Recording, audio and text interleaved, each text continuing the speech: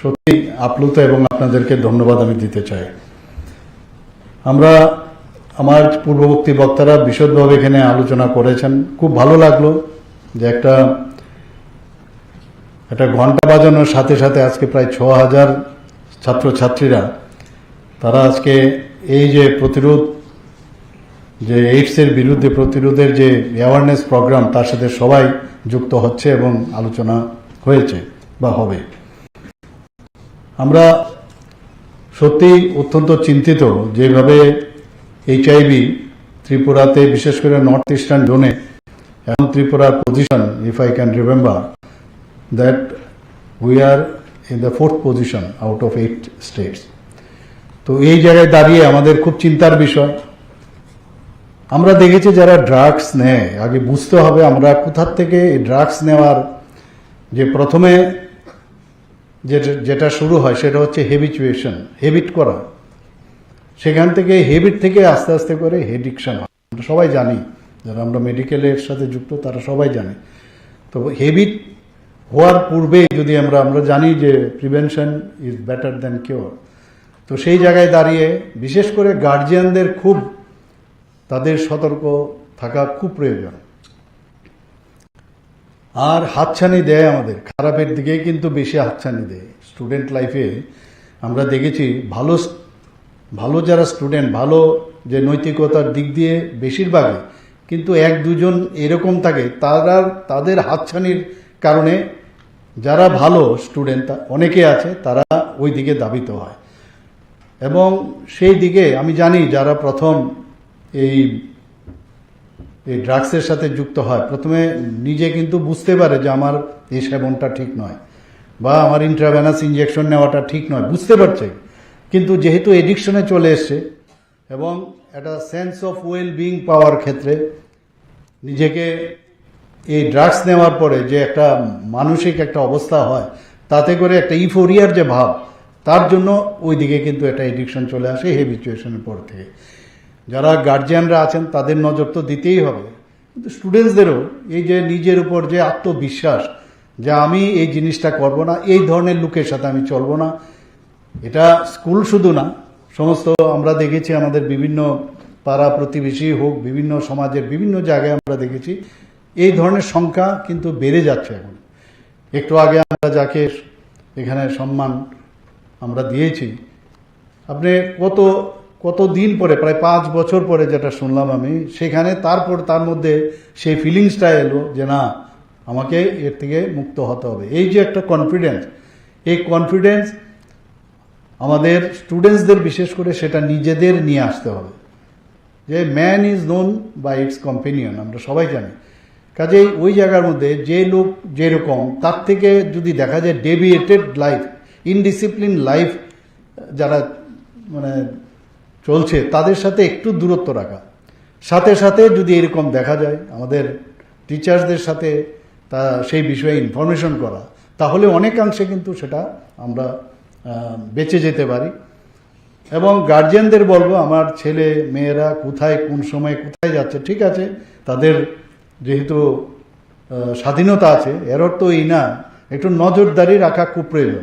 একটা টাইম আসবে যখন নজরদারির পরে, যখন অনেকটা এই পজিশন যে ডাটা এখন আমাদের কাছে এসছেন, এখানে আমার পূর্ববর্তী বক্তা বলেছেন কত পার্সেন্টেজ বেড়ে গেছে আজকে নর্থ ইস্টার্ন জোনে বা ত্রিপুরাতে, সেই পার্সেন্টেজ যখন ডাউন হবে তখন আর এই নজরদারির বিষয় হবে না।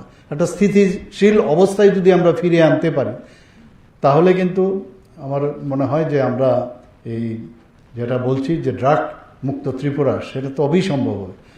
মাননীয় প্রধানমন্ত্রী বারবার বলছেন নেশামুক্ত ভারত, এবং আমাদের হোম মিনিস্টার সাহেব বারবার বলছেন যে নেশামুক্ত ভারত। তো আমরাও নেশামুক্ত স্টেট এবং নেশামুক্ত ত্রিপুরা আমরা সেই ঘোষণা করেছি। আমরা জিরো টলারেন্স নীতি আমরা সেটাকে গ্রহণ করেছি। আমরা জানি এর সাথে অনেক ধরনের ব্যক্তি এর মধ্যে যুক্ত আছে। আমি প্রায়শ যারা আমাদের বিভিন্ন এজেন্সির যারা আছেন তাদের সাথে আমি মিটিং করি, এবং আমি ডিজি সাহেবকেও বলেছি কাউকে যেন ছাড়া না হয়। কিন্তু এটা একা এজেন্সি বা গভর্নমেন্টের পক্ষে সেটা সম্ভব হবে না। কোথায় বিক্রি হচ্ছে প্রচুর, এভরিডে সে তাদেরকে ধরছে এবং ডিস্ট্রাকশন পার্সেন্টেজের কথা যদি বলি অনেক বেড়ে গেছে, আগের থেকে অনেক বেশি। এই বছর আমরা যেটা দেখলাম 2023-24 প্রায় সেখানে প্রায় 103%-এর উপর বেড়েছে। ডিস্ট্রাকশনের দিক দিয়েও প্রায় 130%-এর উপরে বেড়েছে। এগুলো তো হতে হবে, কিন্তু আমি যদি না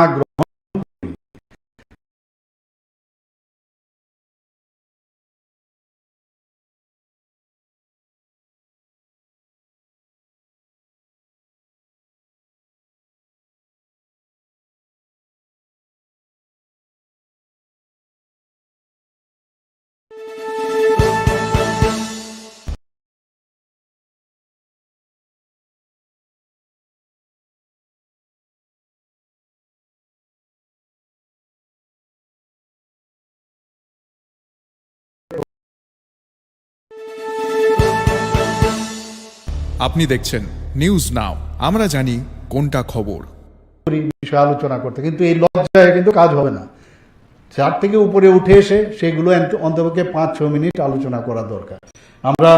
আমার মনে হয় এই ধরনের যে আজকের আয়োজন 1 ঘন্টার সাথে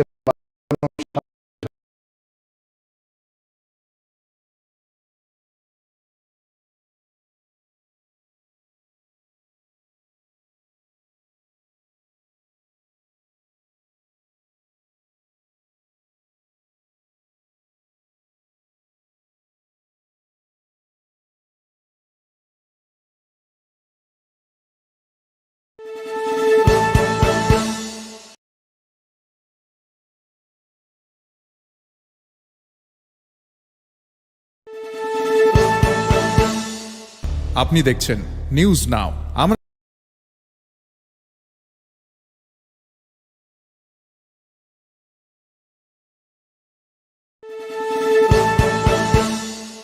আপনি দেখছেন নিউজ নাও, আমরা জানি কোনটা খবর।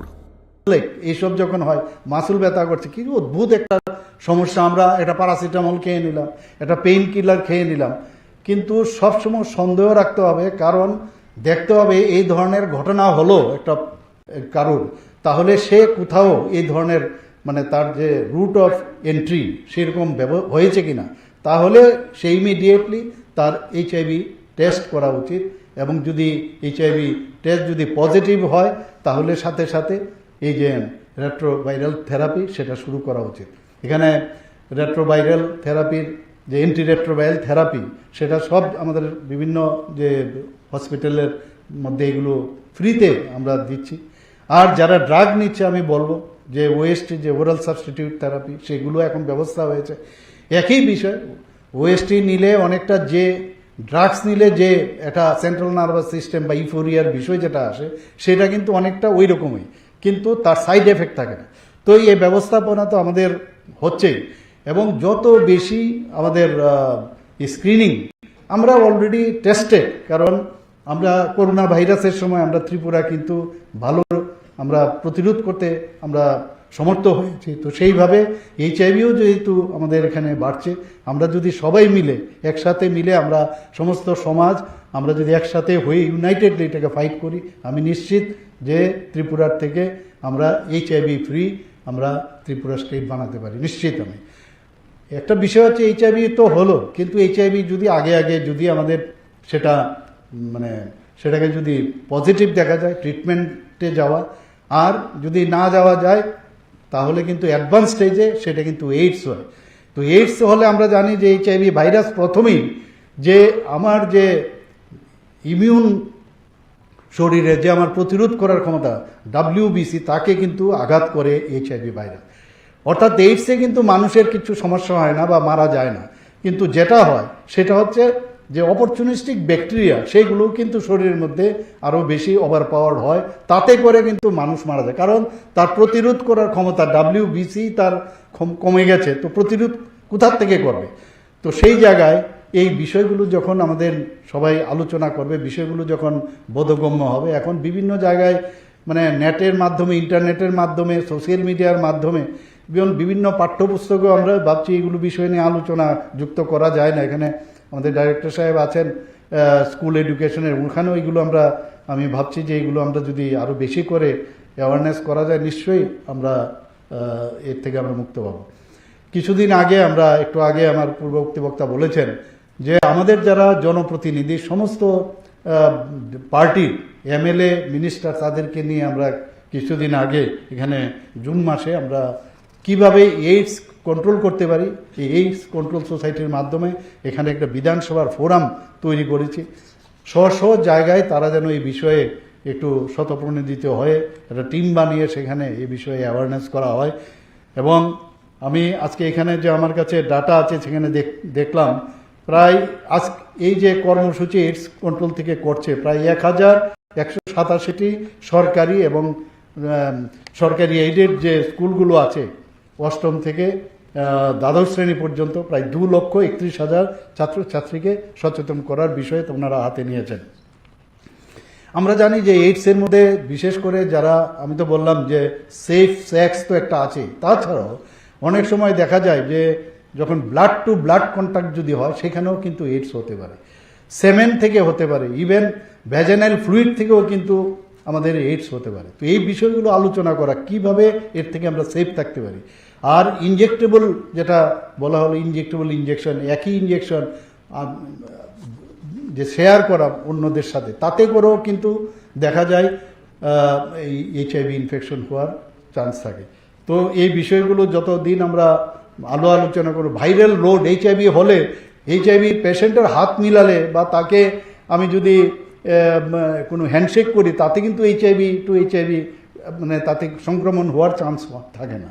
এগুলো আমাদের বুঝতে হবে। আমরা এইচআইভি পেশেন্ট দেখলে মনে করি না জানি কি হলো, আমরা নিজেরাও ডাক্তার। এইচআইভি পেশেন্ট হলে যা যা মানে প্রোটেকশনের দরকার সেই প্রোটেকশন নিয়ে আমরা সার্জারি করি, কোনো অসুবিধা হয় না। তো এইচআইভি পেশেন্টকে আমরা দেখেছি তাদের কোনো অবস্থায় হীনমন্যতায় ভুগতে না দেওয়া, তাদেরকে অ্যাজ গুড এজ নর্মাল মানুষ হিসাবে তাদেরকে যদি আমরা গণ্য করি তাহলে আমার মনে হয় সেটাকে আমাদের একটা সামাজিক ভাবে তাদেরকে আমরা ঠিক জায়গায় ফিরিয়ে আনতে পারবো। এইচআইভি শরীর থেকে যাবে না, কিন্তু ভাইরাল লোড যদি আমরা কমাতে পারি, যে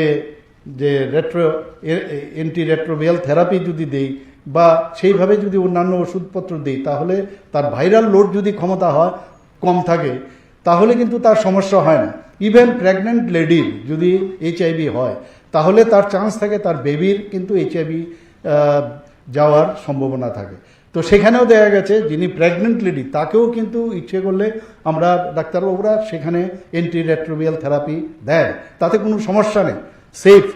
এবং যখন ডেলিভারির পরে যে সন্তান তাকেও কিন্তু 4 থেকে 6 সপ্তাহ পর্যন্ত আমাদের অ্যান্টি রেট্রোভিয়াল থেরাপি দেওয়া যায়। তো এই যে বিষয়গুলো আমরা কিন্তু অনেকে জানি না, ভাবলাম প্রেগনেন্ট হয়ে গেল তো মুশকিল হয়ে গেল, এর এইচআইভি হয়েছে তার বাচ্চার কি হবে। একটা মানে যদি এইভাবে দেওয়া 1% তার চান্স থাকে যে মাদার টু চাইল্ডে যাওয়ার। তো এর জন্য আমরা একটা সেন্টারও এখানে করেছি আমাদের আগরতলা গভর্নমেন্ট মেডিকেল কলেজে, যারা এইচআইভি আক্রান্ত যারা আমাদের মাদার এবং চাইল্ডরা আছে। তো সব দিকে আমাদের সরকার চেষ্টা করছে যে এই যে একটা মানে আনওয়ান্টেড যে একটা ইনফেকশন তার থেকে আমরা মুক্তি লাভ করা। আমি আবার এইডস কন্ট্রোল সোসাইটিকে আমি আবার ধন্যবাদ দেব যে এই ধরনের আরও বেশি করে আমরা বিভিন্নভাবে আমাদের সেক্রেটারি মহোদয় বলেছেন যে বিকেলসও আমরা প্রোভাইড করেছি, ভ্যানও আমরা দিয়েছি, সেগুলো তো চলবে। আপনাদের অবগতর জন্য জানাচ্ছি যে এখন পর্যন্ত ত্রিপুরাতে প্রায় 3,433 জনকে যারা এইচআইভি এবং এইডসে আক্রান্ত তাদেরকে 2,000 টাকা করে আমরা মাসিক আমরা ভাতা আমরা দেওয়ার ব্যবস্থা করেছি। এখানে আমাকে যখন বলা হয়েছে, যদিও এটা আলোচনা হয়েছে যে প্রথমে এই রেড রিবন ক্লাব যেটা করা হয়েছিল বিভিন্ন কলেজে করা হয়েছে, তা আমি বললাম যে 30 বছরের নিচে যদি এটা হয়, 18 থেকে 30 বছরের মধ্যে আমাদের কাছে যে ডাটা আছে ইয়াং জেনারেশনের মধ্যে সেটা হচ্ছে, এবং এটার কিন্তু প্রাদুর্ভাব বা এই ধরনের যে মানে সমস্যা সেটা কিন্তু স্কুল থেকেই শুরু হয়। আপনারা যদি এখানে যারা ম্যাচিউরড পার্সন আছেন, যারা অ্যাডাল্ট পার্সন আছেন, তারা কিন্তু নিজেদেরকে একটু পেছনের দিকে আপনারা যদি যান দেখবেন ক্লাসরুমে এই ধরনের অভিজ্ঞতা কিন্তু আপনারা পেয়েছেন। তো স্কুলে কেন এটা শুরু হবে না? তো এখন প্রায় 100টার মতো রেড রিবন ক্লাব আপাতত শুরু করেছে বলেছেন এখানে। আমি বলবো যে সব স্কুলের মধ্যে এই ব্যবস্থা যদি হয়, কলেজে আরও বেশি এই বিষয়ে আলোচনা হোক এবং বিভিন্ন কর্মসূচি কর্মশালা এবং যে সেমিনার এবং দিবস উদযাপন খেলাধুলা এবং অনুষ্ঠানের সেটা যেন আলোচনা। আমার একটা কথা বলে আমি শেষ করতে চাইছি। আমার মনে আছে আমি বিলুনিয়াতে, আমি সব জায়গায় কথাটা বলি যে সেটা তো একটা গেল কিভাবে এইডস বা অন্যান্য ইনফেকশন হয় শরীরে, সেটা তো গেল, সেটা সিফিলিসই হোক, গনোরিয়া হোক ইত্যাদি।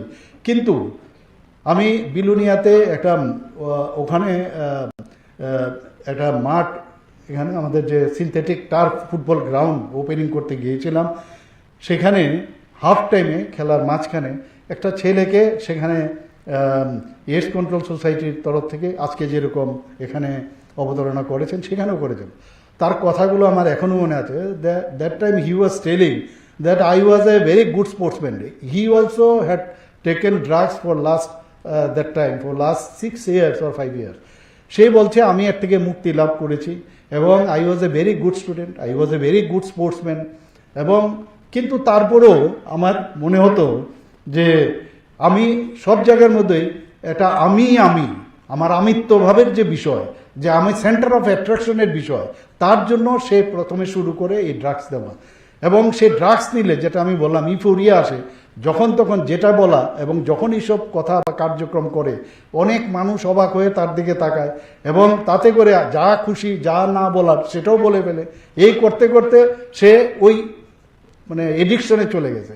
সেটা যখন সে বুঝতে পারলো যে আমি ভুল পথে চলছি, সে ছাড়ার পরে সেখানেও তার বক্তব্য সেখানে রেখেছে যে সেন্টার অফ অ্যাট্রাকশনের সময় অনেক সময় অ্যাবনর্মালিটি, যেটা আমি বললাম অ্যাবনর্মালিটির দিকে অনেক সময় মানুষ যায়। তার থেকে আমি আবার যারা ছাত্রছাত্রীরা আজকে এখানে অনলাইনেও আছে, যারা এখানে যারা উপস্থিত আছেন, আমি একটা কথাই বলবো যে এই ধরনের উচ্ছৃঙ্খল জীবনযাপন যেটা সমস্যা আমাদের সবসময় খারাপের দিকে যায়, এর থেকে আমাদের সচেতন থাকতে হবে। আরও নিজের মানে জ্ঞানের মাধ্যমেই, কিন্তু অজ্ঞান থাকলেই কিন্তু উচ্ছৃঙ্খলতা হয়, জ্ঞানের মাধ্যমে শৃঙ্খলতা আসে। তো এর জন্য আমরা আরও বেশি জানি, পড়ি এবং আরেকজনকে বলি, এবং এই যে ওয়ার্ড অফ মাউথ হবে সেটাই হবে প্রকৃত যে আজকে অ্যাওয়ারনেস প্রোগ্রাম, সেটা সবচেয়ে বেশি হবে। সবাইকে আজকের এখানে উপস্থিত থাকার জন্য আমি হার্দিক অভিনন্দন, শুভেচ্ছা জানিয়ে আমার কথা বলা শেষ করছি। নমস্কার, জয় হিন্দ। আপনি আমাদের প্রণাম